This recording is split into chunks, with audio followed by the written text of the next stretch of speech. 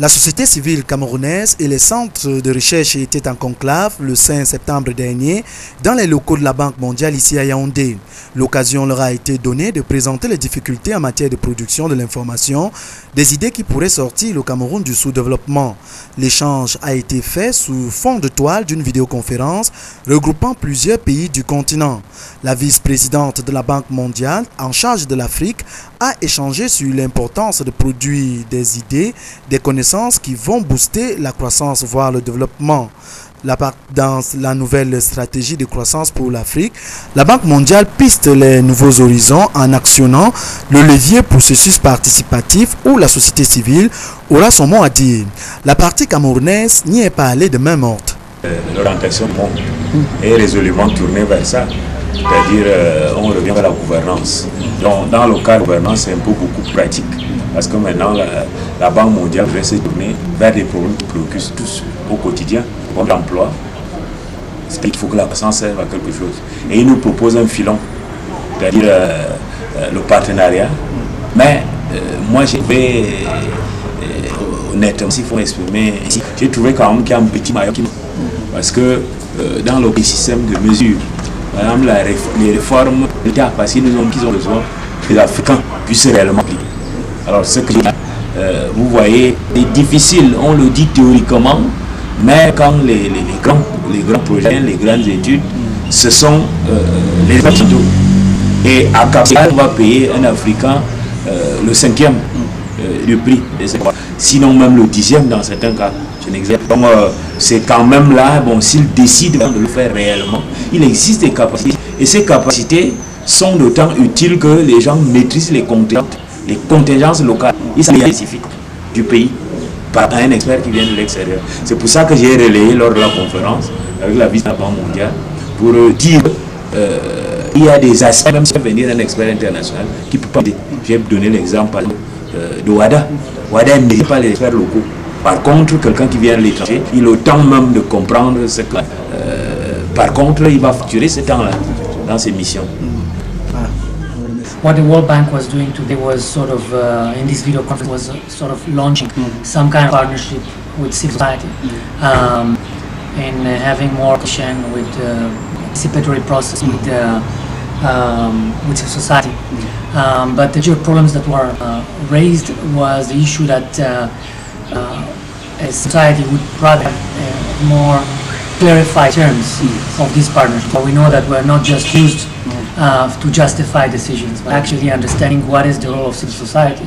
There are many studies that were made with very clear recommendations. Those recommendations were never applied.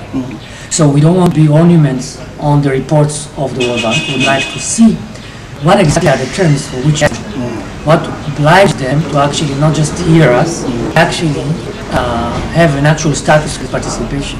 What will oblige this process to actually take into consideration those opinions rather than just to say that we have listened to what you have to say.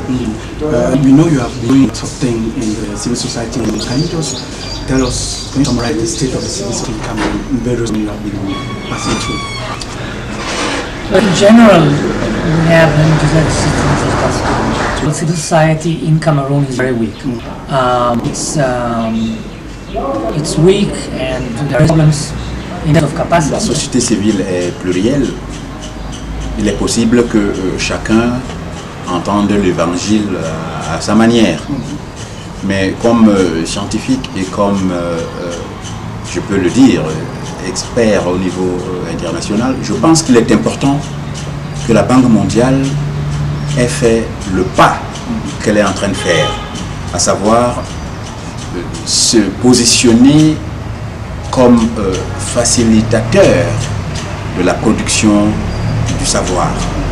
Ceci est fondamental parce que le savoir, c'est le pouvoir. Et jusque-là, des gens ont prétendu savoir pour l'Afrique, à la place des Africains.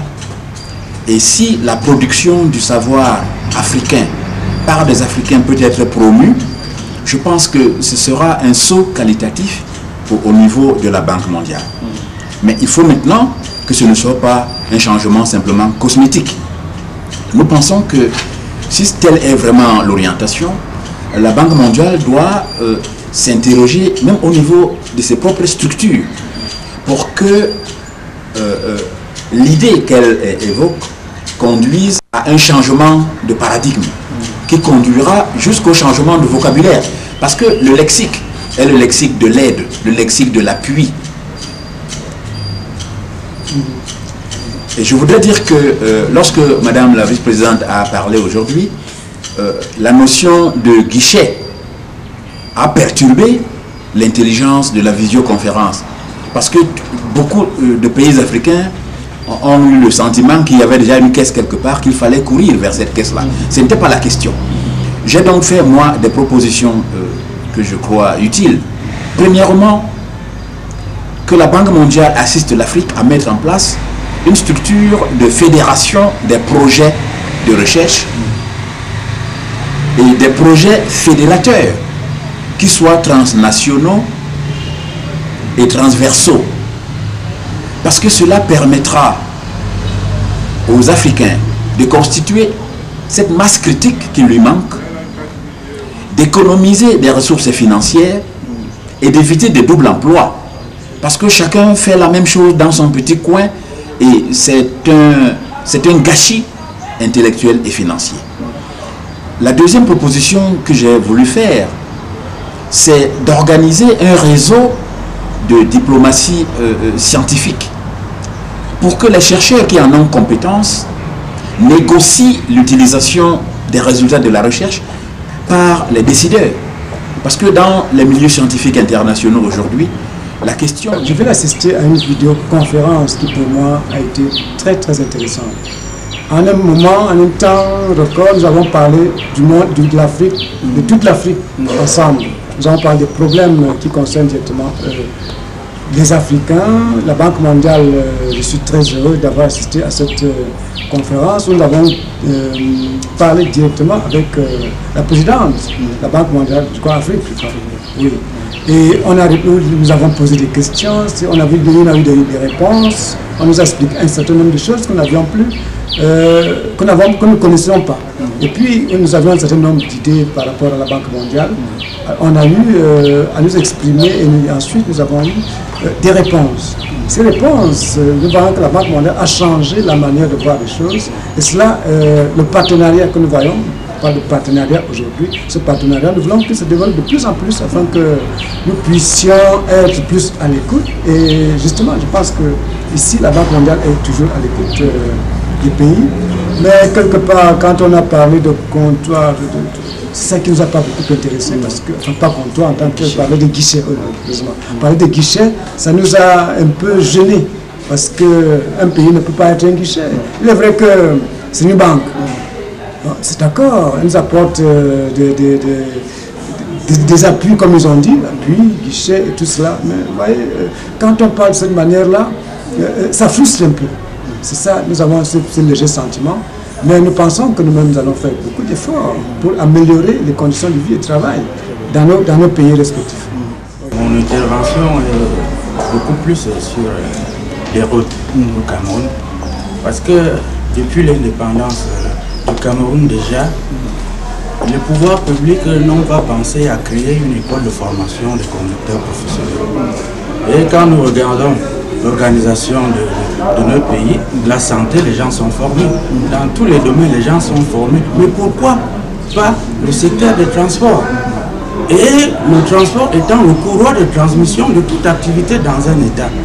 Ce qui nous amène à perdre beaucoup en ressources humaines, en matériel, en financement en fait. Ça appauvrit même certains transporteurs parce que imaginez-vous, vous prenez un bus à crédit et que 2 semaines après, il y a un accident, vous n'avez même pas encore fini les traites. Vous allez continuer à les payer plusieurs années plus tard.